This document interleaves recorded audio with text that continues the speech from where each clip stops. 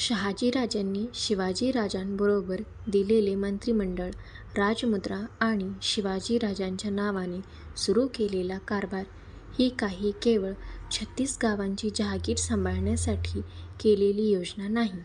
त्यामागे शहाजीराजांच्या दूरदृष्टीला दिसलेले एक भव्य स्वप्न आहे. कोणी पराक्रमी, कामाचे, विश्वासाचे माणूस आढळल्यास शहाजीराजे त्याला पुण्यास पाठवीत. इसवी सन 1649 मध्ये अटकेतून सुटल्यावर कान्होजी जेधे व दादोजी लोहकरे या मावळातील वजनदार आसामींना शहाजीराजांनी एकनिष्ठतेची, बेलरोटीची शपथ घेऊन शिवाजीराजांकडे पाठवले. या सर्व घटनांमधून शहाजीराजांची स्वतंत्र राज्य स्थापन करण्याची इच्छाच दिसून येते. एक स्वतंत्र सत्ताधीश होण्याची बीजे शहाजीराजांनीच जिजाऊसाहेबांच्या मदतीने शिवाजीराजांमध्ये